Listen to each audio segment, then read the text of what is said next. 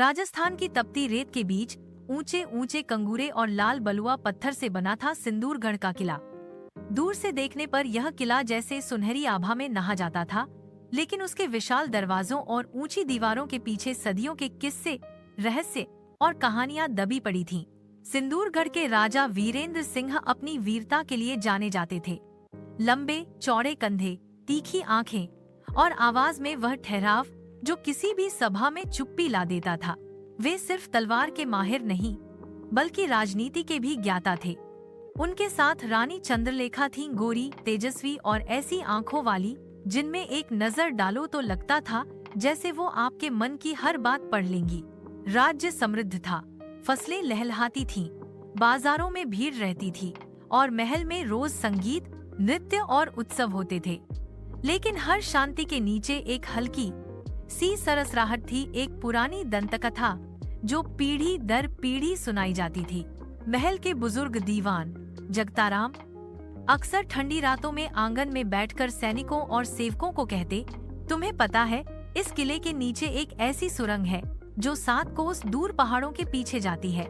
इसे हमारे पूर्वजों ने युद्ध के दिनों में बनाया था, ताकि अगर कभी किला घिर जाए तो राजा, रानी और सैनिक सुरक्षित निकल सकें। लोग हंसते, कोई कहता, दीवान जी, वो तो बस कहानी है। लेकिन जगताराम गंभीर स्वर में कहते, कहानी तब बनती है जब कोई सच छुपाना हो। रानी चंद्रलेखा बचपन से ही कहानियों की शौकीन थीं। जब वह महल में नई नई आईं, तो उन्होंने कई बार इस सुरंग के बारे में सुना, लेकिन कभी किसी ने उसका ठिकाना नहीं बताया। एक दिन उन्होंने राजा से पूछा, महाराज, क्या सच में इस किले के नीचे कोई सुरंग है? राजा ने मुस्कुराकर कहा, मैंने भी सिर्फ सुना है, देखा नहीं। लेकिन अगर है तो वो आज भी हमारे राज्य की सबसे बड़ी ताकत हो सकती है। रानी की आंखों में चमक आ गई।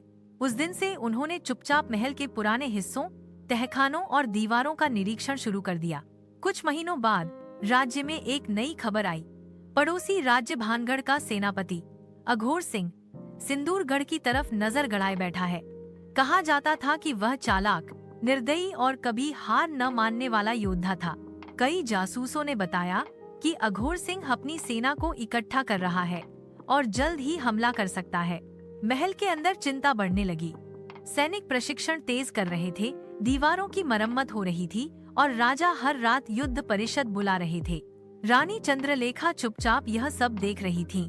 उन्हें लग रहा था कि आने वाले समय में शायद वही पुरानी दंतकथा काम आ सकती है।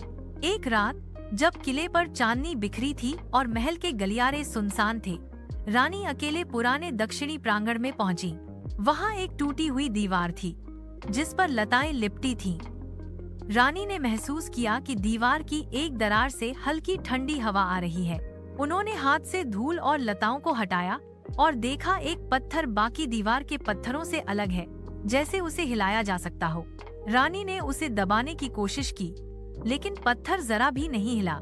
अचानक पीछे से एक आवाज आई, महारानी, यहाँ रात में आना सुरक्षित नहीं।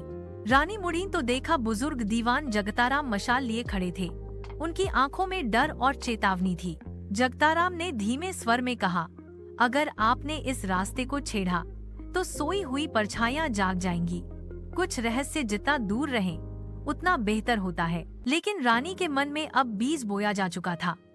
उन्हें लग रहा था कि आने वाले समय में यही छिपा रास्ता सिंदूरगढ़ की किस्मत तय करेगा। सिंदूरगढ़ में ठंडी सुबह थी, लेकिन महल का वातावरण अजीब सी बेचैनी से भरा हुआ था। राजा वीरेंद्र सिंह अपने युद्ध परिषद के कक्ष में बैठे मानचित्र पर नजर गड़ाए हुए थे। सामने बैठे सेनापति, रक्षक और मंत्री सभी चिंतित थे। जासूसों की ताजा रिपोर्ट ने स्थिति साफ कर दी थी। अघोर सिंह अपनी सेना के साथ मात्र 3 दिन की दूरी पर था। वह न सिर्फ एक निर्दयी सेनापति था, बल्कि मानसिक युद्ध में भी माहिर था। उसकी रणनीति थी पहले विरोधी राज्य को डराना, फिर अचानक हमला करना। सेनापति भैरवदत्त ने कहा, महाराज, हमारी सेना वीर है, लेकिन संख्या में आधी है। अगर अघोर सिंह की पूरी शक्ति आई तो किला तोड़ना उसके लिए मुश्किल नहीं होगा। राजा वीरेंद्र सिंह ने गहरी सांस ली। सिंहासन की रक्षा केवल तलवार से नहीं होती, समय और बुद्धि से भी होती है। सभा में बैठे दीवान जगताराम चुप थे, लेकिन उनकी नजरें बीच बीच में रानी की ओर जा रही थीं। उन्हें पता था कि रानी के मन में कोई योजना पल रही है। सभा खत्म होते ही रानी चंद्रलेखा राजा के पास आईं। महाराज, अगर मैं आपको कहूँ कि हमारे पास एक ऐसा रास्ता है जिससे हम अघोर सिंह को मात दे सकते हैं, तो? राजा ने भौहें चढ़ाई। तुम किस रास्ते की बात कर रही हो? रानी ने धीमे स्वर में कहा। वही सुरंग जिसकी कहानियां सुनी है। राजा कुछ पल चुप रहे, फिर बोले, तुम्हें यकीन है कि वह अस्तित्व में है? रानी ने दृढ़ आवाज में कहा, हाँ, और मैं जानती हूँ कहाँ से ढूंढना शुरू करना होगा। उस रात रानी ने दीवान जगताराम को महल के पुराने हिस्से में बुलाया। चांदनी में पत्थरों की छाया अजीब आकृतियां बना रही थी। रानी ने सीधे सवाल किया, जगताराम, मुझे सच बताइए, सुरंग कहाँ है? जगताराम ने एक लंबी सांस ली। महारानी, यह रहस्य मैं अपने पूर्वजों से सुनता आया हूँ, लेकिन यह रास्ता आसान नहीं है। इसमें न सिर्फ अंधेरा है, बल्कि पुरानी परछाइयां भी हैं। रानी की आंखों में जिज्ञासा और दृढ़ निश्चय एक साथ चमक उठा। अगर इससे राज्य बच सकता है, तो हमें यह रास्ता अपनाना होगा। जगताराम उन्हें दक्षिणी प्रांगण की उसी पुरानी दीवार के पास ले गए जिसे रानी ने पहले देखा था। उन्होंने एक पत्थर को धीरे से घुमाया और पत्थरों के बीच से हल्की सी क्लिक की आवाज आई। दीवार का एक हिस्सा अंदर की तरफ खिसक गया और एक अंधेरा गलियारा सामने आ गया। दीवार खुलते ही ठंडी हवा का तेज झोंका आया, जैसे सदियों से कैद कोई सांस बाहर निकल रही हो। रानी ने मशाल उठाई और आगे बढ़ी। अचानक भीतर से हल्की सी सरसराहट और कहीं दूर से टपकते पानी की आवाज सुनाई दी। जगताराम ने फुसफुसाते हुए कहा, यह रास्ता सीधे पहाड़ों के पार निकलता है, लेकिन बीच में कई जगह टूट फूट हो चुकी है और कुछ जगह ऐसी हैं जहां इंसान कम और अंधेरा ज्यादा है। रानी ने पीछे मुड़कर देखा। उनके साथ कुछ भरोसेमंद सैनिक थे जो इस अभियान में मदद करने वाले थे। रानी ने कहा, हम 3 दल बनाएंगे। पहला दल सुरंग से पहाड़ों के पीछे जाकर दुश्मन की स्थिति देखेगा, दूसरा दल किले की रक्षा करेगा, तीसरा दल जो गुप्त रहेगा सही समय पर हमला करेगा। राजा ने भी इस योजना को मान्यता दी, लेकिन शर्त रखी कि रानी खुद आगे न जाए। रानी ने बस मुस्कुरा दिया, क्योंकि वह जानती थी यह सफर वो खुद ही तय करेंगी। रात के तीसरे पहर महल के दक्षिणी प्रांगण में एक गुप्त हलचल थी।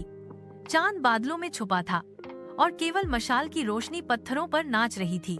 रानी चंद्रलेखा, दीवान जगताराम, सेनापति भैरवदत्त और 5 भरोसेमंद सैनिक, जिनमें वीर प्रताप सिंह भी थे, दीवार के उस गुप्त हिस्से के पास खड़े थे जो सदियों से अपने रहस्य में कैद था।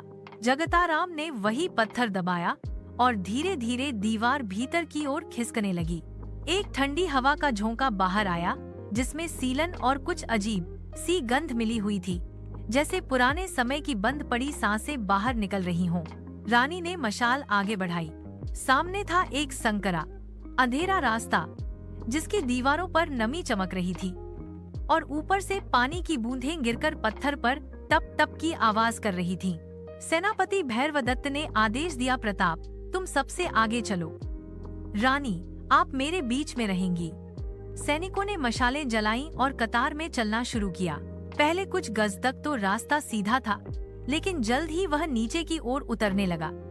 हवा ठंडी होती जा रही थी और हर कदम पर अंधेरा गहरा। कुछ देर बाद प्रताप सिंह ने हाथ उठाकर सबको रुकने का इशारा किया। महारानी, सुना आपने? रानी ने कान लगाया। कहीं बहुत दूर से हल्की सी धातु के घिसने जैसी आवाज आ रही थी, जैसे कोई लोहे की जंजीर खींच रहा हो। भैरवदत्त ने तुरंत मशाल ऊंची उठाई, लेकिन सामने बस खाली रास्ता था। जगताराम ने धीमे स्वर में कहा, यह जगह सदियों से बंद है, पर यहाँ हवा स्थिर नहीं है।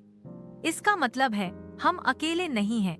दीवारों पर अतीत के निशान, रास्ते में कुछ जगह पत्थरों पर उकेरे हुए चित्र नजर आए, घोड़े, तलवारें और कुछ अजीब चेहरे जिनकी आंखें बहुत बड़ी और डरावनी थीं।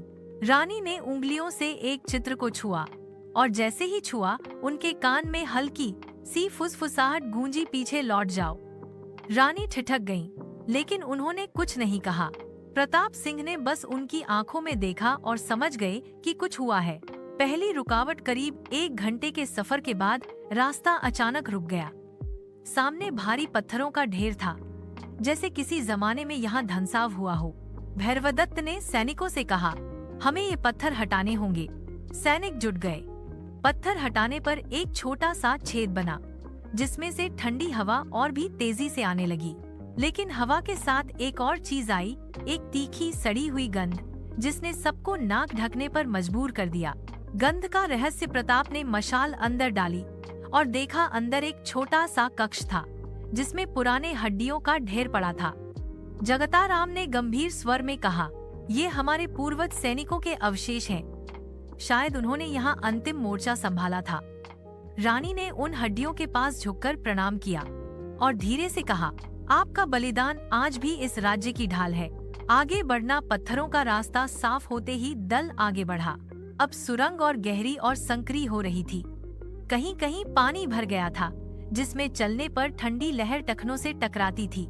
अचानक मशाल की लौ अजीब तरह से कांपने लगी, जैसे किसी ने उस पर फूंक मारी हो। भैरवदत्त ने तलवार खींच ली और प्रताप सिंह ने ढाल आगे कर दी। रानी ने धीमे स्वर में कहा, जो भी है वह हमें देख रहा है। और सुरंग में सन्नाटा और भी भारी हो गया। सुरंग अब और संकरी होती जा रही थी। दीवारें इतनी नजदीक थीं कि चलते समय सैनिकों की ढालें उनसे टकरा रही थीं। मशालों की लौ लगातार कांप रही थी, जैसे हवा नहीं बल्कि कोई अदृश्य सांस उसे हिला रही हो। प्रताप सिंह आगे बढ़ रहे थे, लेकिन अचानक उनके कानों में किसी की हल्की सी फुसफुसाहट पड़ी, पीछे मुड़ जाओ। उन्होंने तुरंत पीछे देखा, पर वहाँ सिर्फ भैरवदत्त और रानी थीं। भैरवदत्त ने भौहें चढ़ाकर पूछा, क्या हुआ? प्रताप ने बस इतना कहा, कुछ नहीं, बस आगे बढ़ते हैं। रानी ने उनकी आंखों में हल्की सी चिंता देखी, लेकिन कुछ नहीं बोली। करीब आधे घंटे के सफर के बाद दल को सुरंग में एक पुराना लकड़ी का दरवाजा मिला, जो आधा सड़ा हुआ था। दरवाजे पर लोहे के पुराने कील लगे थे और उन पर जंग जम चुकी थी। जगताराम ने कहा, इस दरवाजे के पीछे एक चौड़ा कक्ष है, लेकिन इसे दशकों से किसी ने खोला नहीं। भैरवदत्त ने तलवार के वार से दरवाजा तोड़ा। दरवाजा टूटते ही एक तेज बासी हवा बाहर निकली और मशाल की लौ लगभग बुझ गई। अंदर का कक्ष गोलाकार था और दीवारों पर पुराने दीपक टंगे थे, जिनमें अब सिर्फ राख बची थी। फर्श पर अजीब सी लकीरें बनी थीं, जैसे किसी ने पत्थर पर नाखून या हथियार से निशान खींचे हों। रानी ने मशाल की रोशनी ऊपर उठाई और देखा छत पर भी वही निशान थे। प्रताप सिंह ने धीमे स्वर में कहा, ये इंसानों के निशान नहीं लगते। जैसे ही दल आगे बढ़ा, पीछे से पत्थर गिरने की आवाज आई। सबने मुड़कर देखा, पर रास्ता खाली था। भैरवदत्त ने तुरंत आदेश दिया, दम तेज करो, यहाँ रुकना ठीक नहीं। लेकिन जैसे जैसे वे आगे बढ़ते, ऐसा लग रहा था जैसे कोई अदृश्य परछाई दूर से उनका पीछा कर रही है। कभी हल्की दौड़ने की आवाज, कभी दीवार पर तेज खरोंच, तो कभी हवा में ठंडी सरसराहट। ये सब माहौल को और भारी बना रहे थे। सैनिक का गायब होना। दल में शामिल एक सैनिक, रामू, मशाल लेकर सबसे पीछे चल रहा था। एक मोड़ पर पहुंचते ही बाकी सब आगे बढ़ गए, लेकिन जब पीछे मुड़कर देखा, रामू वहां था ही नहीं। मशाल की रोशनी भी गायब हो चुकी थी। भैरवदत्त गरजे, रामू, आवाज दो। लेकिन जवाब में सिर्फ सुरंग की गूंज सुनाई दी। रानी का चेहरा गंभीर हो गया, लेकिन उन्होंने सभी को आगे बढ़ने का इशारा किया। अगर हम रुकेंगे तो शायद हम भी गायब हो जाएं। कई घंटों के सफर के बाद हवा थोड़ी ताजा होने लगी। जगताराम ने कहा, हम करीब हैं। आगे का रास्ता पहाड़ों के पीछे खुलता है। लेकिन जैसे ही वे अंतिम मोड़ पर पहुंचे, सामने एक और बाधा थी। एक विशाल लोहे का दरवाजा, जिस पर पुराने ताले लटक रहे थे, और दरवाजे के बीच में एक अजीब सा उकेरा हुआ चेहरा, जिसकी आंखें लाल पत्थरों से बनी थीं। रानी ने गहरी सांस ली। ये आखिरी पहरेदार है, इसके पार ही हमारी जीत का रास्ता है। किले की अंधेरी सुरंग में टिमटिमाते दियों की लौ अब कांपने लगी थी। हवा में नमी और मिट्टी की गंध घुली हुई थी। आगे आगे रामू अपने पुराने पीतल के लालटेन के साथ चल रहा था। पीछे राजा वीरेंद्र सिंह, रानी चंद्रलेखा, सेनापति भैरवदत्त और वीर प्रताप सिंह कदम कदम पर सावधान। महाराज, अब हम उस जगह के पास हैं जहां से इस सुरंग के दो रास्ते अलग होते हैं, रामू ने धीमे स्वर में कहा। एक रास्ता महल के बाहर वाले जंगल में जाता है और दूसरा रानी ने पूछा। रामू के चेहरे पर छाया सी खिंच गई।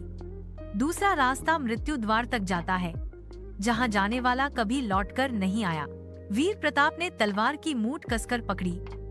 तो फिर हमें वहीं जाना होगा, क्योंकि जो भी खतरा है वहीं छिपा होगा। भैरवदत्त ने सिर हिलाया। सही कहा प्रताप, लेकिन हमें सावधान रहना होगा। जैसे जैसे वे आगे बढ़ते गए, सुरंग की दीवारें पत्थर से नहीं बल्कि किसी काली चमकीली चट्टान से बनी दिखने लगी।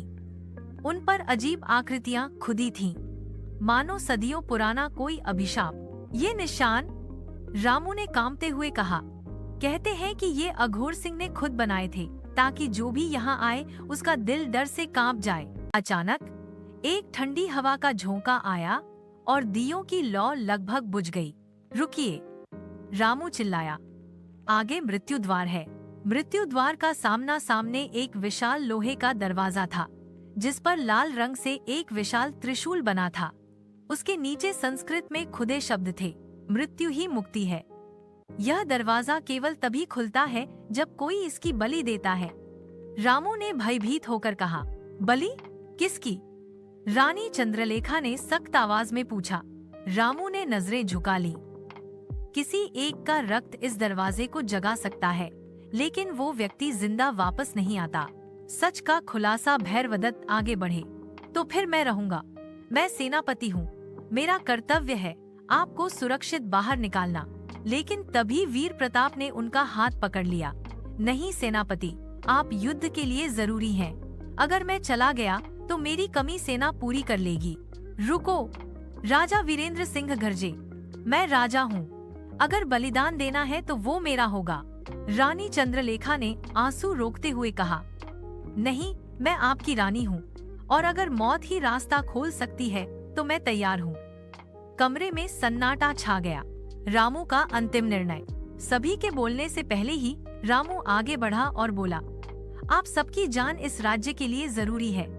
मेरा जीवन बूढ़ा और थका हुआ है, मैं अपना बलिदान दूंगा। रामू नहीं, राजा ने चिल्लाया, लेकिन रामू ने मुस्कुराते हुए कहा, महाराज, मेरी वफादारी यहीं पूरी होगी। उसने अपने हाथ की नस काटी और रक्त दरवाजे के सामने बहने लगा। लोहे का विशाल दरवाजा गूंजती आवाज के साथ खुलने लगा। दरवाजे के पीछे अंधेरा नहीं था, बल्कि एक विशाल कमरा था, जिसमें सुनहरी मूर्ति और प्राचीन हथियार रखे थे। दीवारों पर अघोर सिंह की हड्डियां टंगी थीं, और उसके कंकाल के माथे पर अब भी तिलक था। रामू की सांसें धीमी हो रही थीं। महाराज, ये खजाना और ये हथियार आने वाले युद्ध में काम आएंगे। रामू के शरीर से आखिरी सांस निकलते ही उसकी मुस्कान वहीं पत्थर बन गई। राजा वीरेंद्र सिंह ने तलवार उठाई। हम रामू का बलिदान बेकार नहीं जाने देंगे। इस खजाने से हम अपने राज्य की रक्षा करेंगे। दियों की लौ फिर से तेज हो गई और सुरंग में गूंजने लगी युद्ध की आहट। किले की अंधेरी सुरंग अब पहले से भी ज्यादा भयावह लग रही थी। दीवारों से रिसता पानी, मशालों की टिमटिमाती लौ और हवा में गूंजती एक धीमी रहस्यमयी आवाज सब मिलकर जैसे किसी अदृश्य खतरे की चेतावनी दे रहे थे। राजा वीरेंद्र सिंह, रानी चंद्रलेखा, सेनापति भैरवदत्त, वीर प्रताप सिंह और रघुनाथ अपने कदम सावधानी से बढ़ा रहे थे। उनके साथ अघोर सिंह भी था, जिसकी आंखें हर मोड़, हर छाया को परख रही थीं। महाराज, अघोर सिंह ने धीमी आवाज में कहा, ये सिर्फ पत्थर और मिट्टी की सुरंग नहीं, इसमें पुराने युग का एक शाप सांस ले रहा है। राजा ने उसे घूरा। क्या मतलब है तुम्हारा? अघोर सिंह ने अपनी त्रिशूल की नोक से जमीन पर एक निशान बनाया। वहां अचानक से धुएं की एक पतली लहर उठी और गायब हो गई। यह सुरंग कभी एक तांत्रिक ने बनाई थी, अघोर सिंह ने बताया। इसमें जो भी विश्वासघाती कदम रखता है, उसका दिमाग उसके अपने डर में फंस जाता है। वो दुश्मन से नहीं, अपने भीतर के अंधेरे से मरता है। रानी चंद्रलेखा ने माथे पर बल डालते हुए कहा। तो क्या इसका मतलब है कि जगदाराम और उसके साथी भी यही हैं? सेनापति भैरवदत्त ने तलवार कसते हुए कहा। अगर है तो आज उनकी आखिरी सांस यही होगी। पर जैसे ही वे आगे बढ़े, सुरंग की दीवारें थोड़ी थोड़ी हिलने लगी। मशाल की लौ अजीब तरीके से हरी पड़ने लगी। अचानक वीर प्रताप सिंह ने चीखकर कहा, महाराज, दीवार में किसी ने मुझे खींचा। सब दौड़कर उसकी तरफ गए, लेकिन वहाँ सिर्फ पत्थर और अंधेरा था। अघोर सिंह ने तुरंत मंत्र पढ़ना शुरू किया और त्रिशूल से जमीन पर 3 बार चोट मारी। एक पल को सुरंग की गूंज शांत हुई, लेकिन अगले ही क्षण दूर से किसी के पैरों की आहट सुनाई दी और वो आहट इंसान की नहीं लग रही थी। ये क्या है? रानी ने धीरे से पूछा। अघोर सिंह ने ठंडी सांस लेते हुए कहा, शाप अब जाग चुका है। सुरंग के भीतर गूंजते कदमों की आवाज अब और तेज हो रही थी। राजा वीरेंद्र सिंह, रानी चंद्रलेखा, सेनापति भैरव दत्त, वीर प्रताप सिंह, रघुनाथ और वफादार रामू सब अपने आखिरी मिशन पर थे। पीछे से अघोर सिंह के गुर्राहट जैसे मंत्र और दुश्मनों की तलवारों की खनखनाहट सुनाई दे रही थी। जगताराम घायल अवस्था में भी अपने तीर कमान के साथ आगे बढ़ रहा था। वो जानता था, अगर यह सुरंग बंद न हुई तो राजगढ़ किला और उसमें छुपे हजारों लोग अंग्रेजी सेना और अघोर सिंह के जाल में फंस जाएंगे। सुरंग का अंतिम मोड़ आया और वहाँ पत्थरों के पीछे एक विशाल लोहे का दरवाजा था। रामू ने अपनी कांपती उंगलियों से जेब से एक पुराना चाबी का गुच्छा निकाला। उसकी आंखों में आंसू थे। महाराज, ये चाबी मेरे पूर्वजों को आपके दादा ने सौंपी थी। ये दरवाजा एक बार बंद हो गया तो फिर कभी नहीं खुलेगा, लेकिन इसे बंद करने वाला बाहर नहीं निकल पाएगा। सन्नाटा छा गया। सब एक दूसरे का चेहरा देखने लगे। राजा वीरेंद्र सिंह ने आगे बढ़कर कहा, मैं राजा हूँ, मेरे लिए यही उचित अंत है। लेकिन रानी चंद्रलेखा ने उनकी बांह पकड़ ली। नहीं, आप जीवित रहेंगे ताकि राज्य बच सके। हमारे लोगों को आपकी जरूरत है। तभी आगे बढ़ा रामू, महाराज, ये काम मेरा है। मैं बिना परिवार का हूँ और आपने ही मुझे जीवन दिया था। आज मैं उसे लौटाने का समय आ गया है। किसी के कुछ कहने से पहले रामू ने दरवाजा खोल दिया, सबको बाहर धकेला और अंदर से लोहे के पट बंद कर दिए। भारी आवाज के साथ सुरंग हमेशा के लिए बंद हो गई और भीतर से आखिरी बार रामू की आवाज आई, जय राजगढ़, जय भारत। दरवाजे के पीछे फंस चुके अघोर सिंह ने गरजकर मंत्र पढ़ना शुरू किया, लेकिन सुरंग की छत टूटने लगी। पत्थरों के बीच से आग की लपटें उठीं और सुरंग हमेशा के लिए ध्वस्त हो गई। अघोर सिंह का चीखना और उसके मंत्रों की गूंज अंधेरे में हमेशा के लिए समा गई। राजा और उनकी सेना किले में वापस पहुंची। भोर होते ही अंग्रेजी सेना ने हमला करने की कोशिश की, लेकिन सुरंग के बंद होने के बाद उनके हमले असफल हो गए। राजगढ़ ने राहत की सांस ली। लोगों ने रामू के बलिदान को सदा के लिए अमर कर दिया। रानी चंद्रलेखा ने आदेश दिया कि किले के प्रांगण में रामू की प्रतिमा बने, ताकि आने वाली पीढ़ियां जाने कि कभी एक साधारण सेवक ने पूरे राज्य को बचाया था। सालों बाद जब राजा बूढ़े हो चुके थे, वो हर शाम रामू की प्रतिमा के सामने खड़े होकर कहते, दोस्त, तुम आज भी मेरे साथ हो, बस दिखाई नहीं देते। सूरज डूबते ही हवा में हल्की सी घंटी की आवाज आती, जैसे रामू अब भी पहरा दे रहा हो।